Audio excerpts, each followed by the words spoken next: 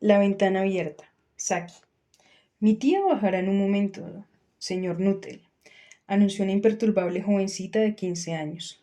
Mientras tanto, usted deberá tratar de conformarse conmigo. Frampton Nuttall se esforzó por decir la cosa correcta que halagara de manera apropiada a la sobrina presente, sin que por eso desairara indebidamente a la tía por llegar. Ahora más que nunca, dudaba en secreto si todas estas visitas formales a una serie de completos desconocidos iban a contribuir en algo con la cura nerviosa que se suponía estar sobrellevando.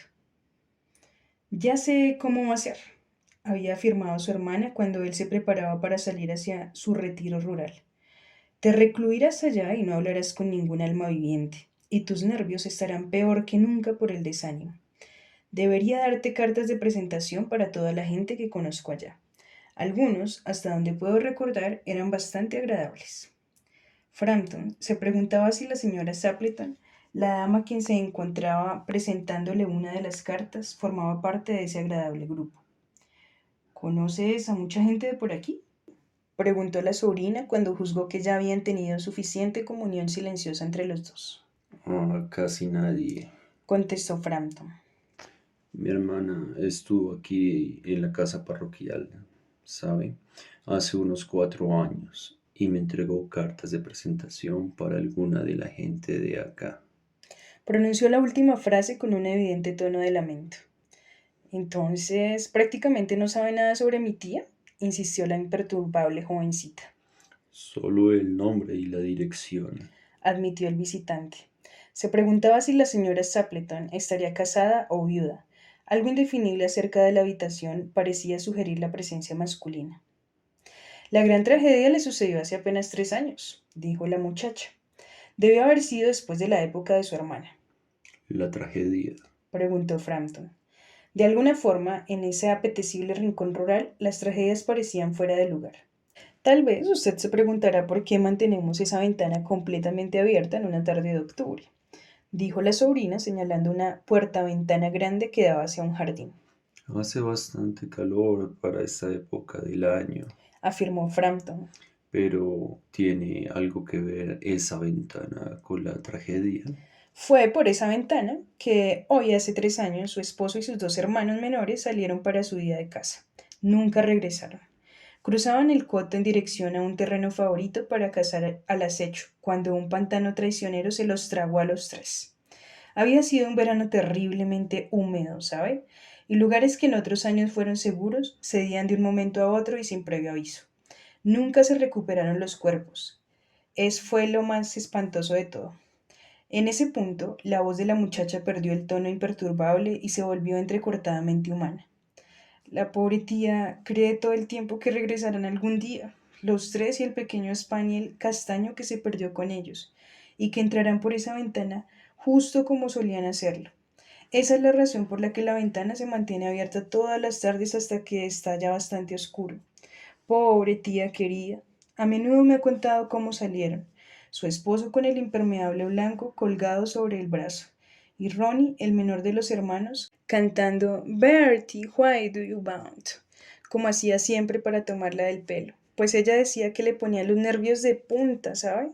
Algunas veces en tardes silenciosas y tranquilas como esta, tengo la sensación horrorosa que ellos van a estar cruzando esa ventana. Dejó de hablar con un ligero estremecimiento. Para Frampton fue un alivio cuando la tía irrumpió en el salón con una serie de excusas por haber tardado en aparecer. Espero que Vera lo hayan distraído, dijo. Ha sido muy interesante. Respondió Frampton. Espero que no le importe la ventana abierta, dijo de pronto la señora Stapleton. Mi esposo y mis hermanos volverán de su jornada de caza y siempre entran por ahí. Hoy estuvieron por los pantanos cazando al acecho, así que van a ensuciar de lo lindo mis pobres alfombras. Pero así son ustedes los hombres, ¿no es cierto? Siguió hablando alegremente sobre la cacería y la escasez de pájaros y el prospecto de patos para el invierno. Para Frampton todo sonaba absolutamente espantoso. Hizo un esfuerzo desesperado, aunque solo parcialmente exitoso, por dirigir la conversación hacia un asunto menos aterrador. Era consciente de que su anfitriona le prestaba solo un fragmento de su atención, con la mirada desviándose constantemente de él hacia la ventana abierta y el prado más allá. Era ciertamente una coincidencia desafortunada que él hubiera tenido que hacer su visita en este trágico aniversario. Los médicos coinciden en ordenarme descanso absoluto, ausencia de excitación mental y rehuir cualquier cosa que tenga que ver con el ejercicio físico violento. Anunció Frampton, apoyándose en ese mito bastante extendido de que los completos extraños y la gente recién conocida están ansiosos por conocer el menor detalle sobre los achaques y las dolencias de uno, con su causa y su cura. En cuanto al asunto de la dieta, no se han puesto muy de acuerdo. Continuó. ¿No? Preguntó la señora Sapleton con una voz que solo consiguió reemplazar por un bostezo a último momento. Entonces de repente se animó y prestó una atención inmediata, aunque no a lo que Frampton decía. ¡Llegaron! ¡Por fin! Gritó. Justo a tiempo para el té.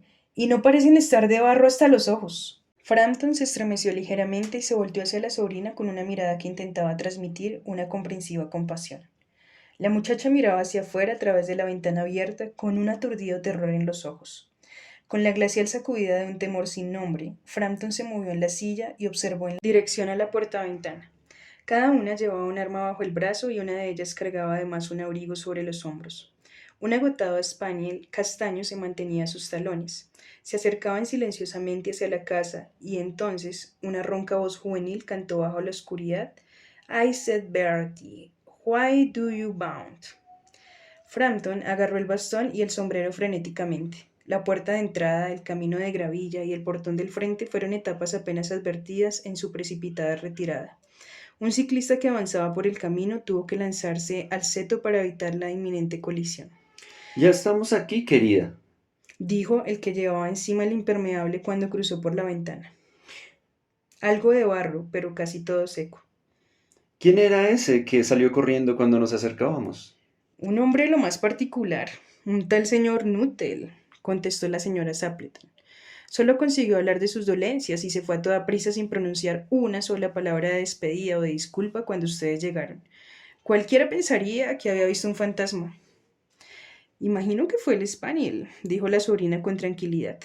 Me confesó que le tenía pavor a los perros. Alguna vez fue perseguido por una jauría de perros parias hasta un cementerio en alguna parte por las orillas del Ganges, y tuvo que pasar la noche en una sepultura recién excavada, con las criaturas gruñendo, mostrándole los dientes y echando espuma por la boca justo encima suyo, suficiente para que cualquiera pierda el valor. Las historias improvisadas eran su especialidad.